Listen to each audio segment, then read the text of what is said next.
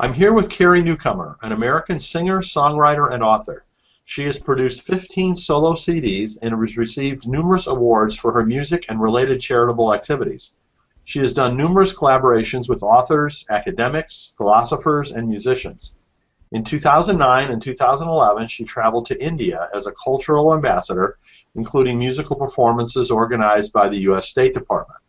In 2012, she made a similar trip to Kenya on behalf of the Interfaith Hunger Initiative. Her range of causes, activities, collaborations, and philosophies significantly influences her music. Thank you, Carrie, for joining us today. Nice to be here. Thanks for inviting me. As you know, Frederick Buechner will soon be turning 90 years old. Is there anything you would like to wish him for this great milestone? Oh, yes. Well, of course, first off, happy birthday. Happy birthday, and maybe a wonderful birthday with friends and family, and I have a theory about the birthdays that have a 0 on the end. My theory is that you don't get to celebrate them for just one day. You actually get the entire year. So I'm wishing Mr. Buechner a wonderful birthday for the rest of the entire year. Well, thank you so much, Carrie. I'm sure Mr. Buechner will greatly appreciate hearing from you. Next, can you tell me how you first learned about his work? Well, I first heard about Mr. Buechner's work. I was traveling. It was earlier on in my touring and musical life. I was sleeping on a lot of couches then, just out traveling, doing the traveling folk singer thing. And one of the homes where they put me up for the night had one of Mr. Buechner's books sitting out on their coffee table. And I started reading it before I went to sleep that night after the show, and fell in love with the book and with his beautiful writing, and went out immediately the next day and found a bookstore and started collecting and reading Mr. Buechner's work, and I'm so glad for that family who put me up for the night, and so grateful for the work over the years. That's a great story. What would you say most attracts you to his writing?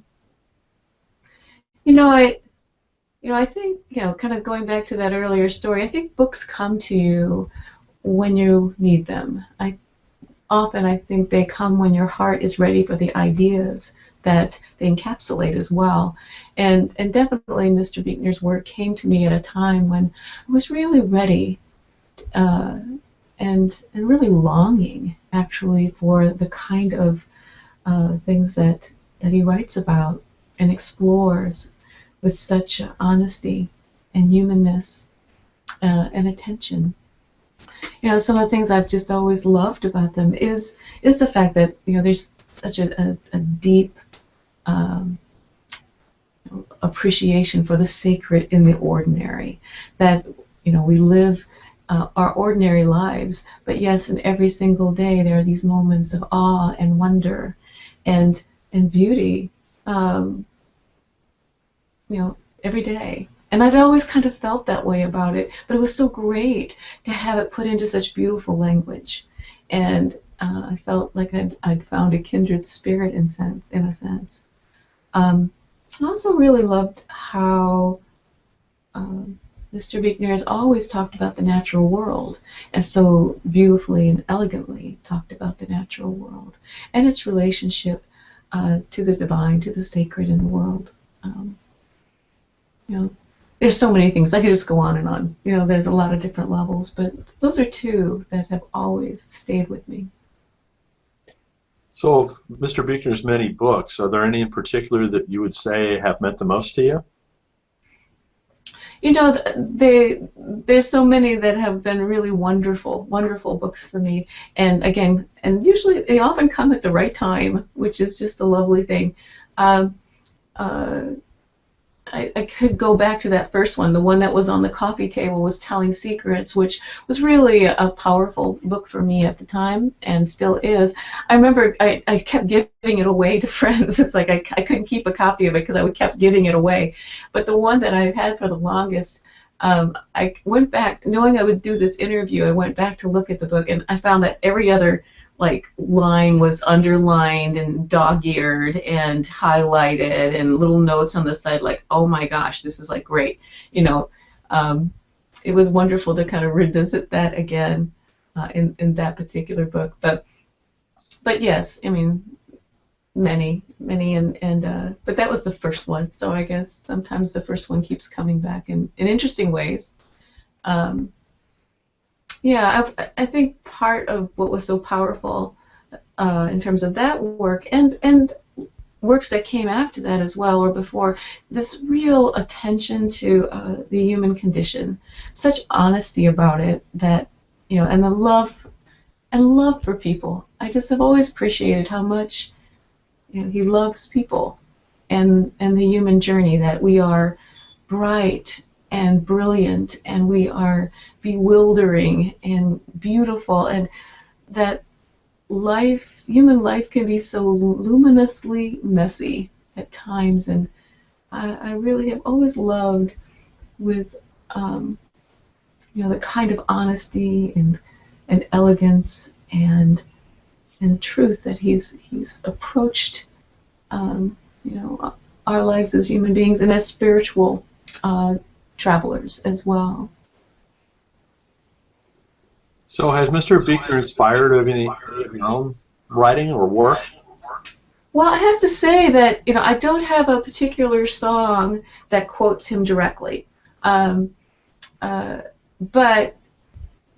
I do have a lot of songs that have grown out of those kinds of readings, of that kindred spirit sensibility of finding the sacred in the ordinary, of the love for the human journey, honesty with the spiritual journey, including the places where we doubt, including the places where we have these moments of clarity and epiphany, you know, and everything in between. You know, so as I kept reading, you know, the subjects that he continued to come back to and revisit are often subjects that I come back to and revisit.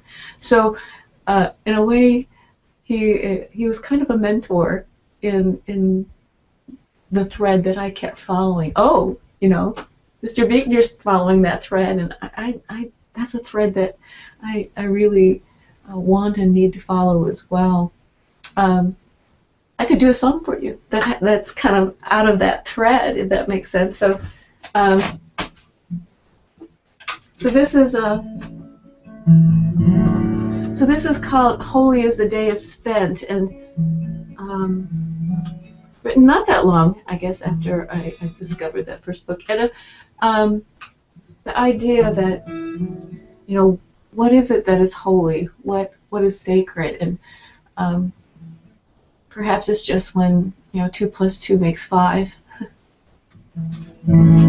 Holy is the dish and drain, the soup and sink and the cup and plate, and the warm wool socks and the cold white tile, shower heads and good dry towels, and flying eggs sound like songs, the bits of salt measured in my palm. It's all a part of a sacrament, as holy as a day is spent.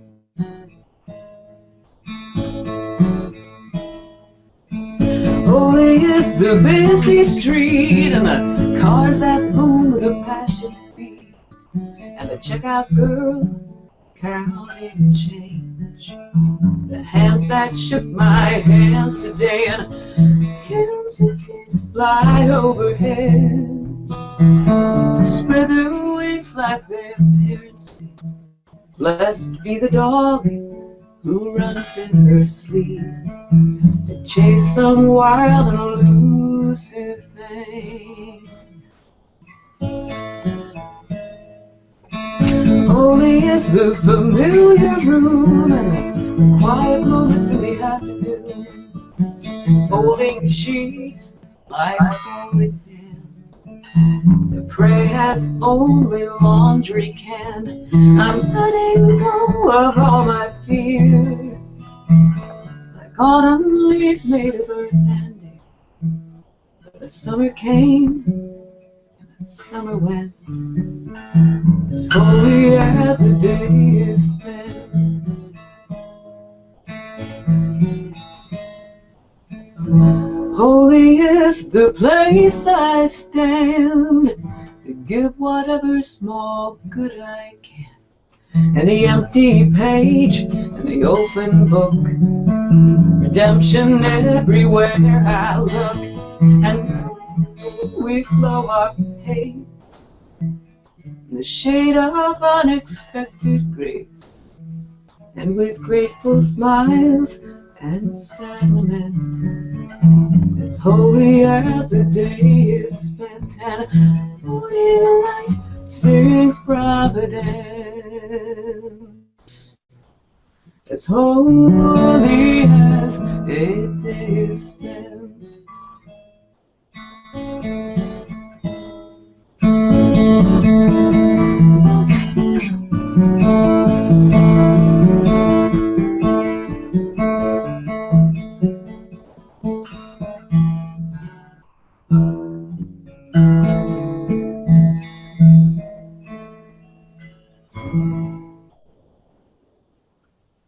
Oh, thank you so much, Carrie. That was really beautiful. I'm sure that Mr. Buechner will really appreciate hearing that. Thank you. Well, I think too, in terms of a wonderful, gift that that I received from reading the works of Mr. Buechner is a confidence in creating an art form that incorporated my spiritual journey and the way that my spiritual journey is a part of my daily life.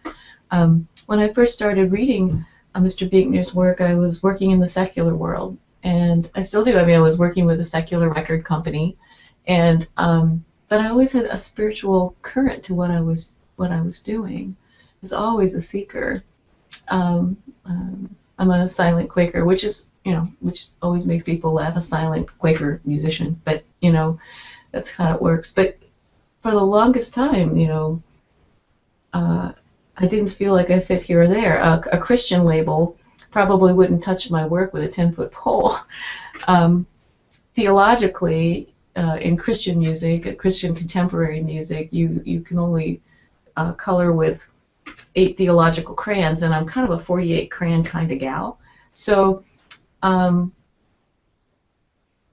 Buechner's work kind of gave me permission to explore all the colors of theology, and to incorporate that into my music, my art. That my work would have a spiritual context, because my life has spiritual context, and it didn't have to fit neatly into any one particular category. And that was a great gift to me, a really great gift to me that I deeply appreciate.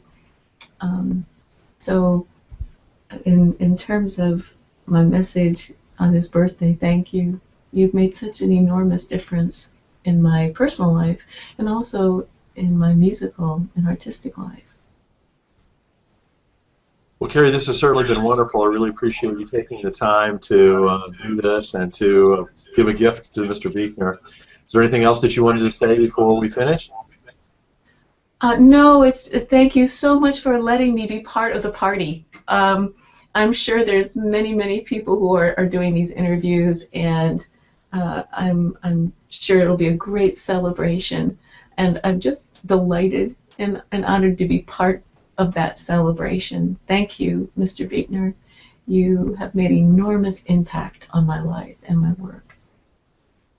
Well, thank you again, and happy Carrie. Birthday.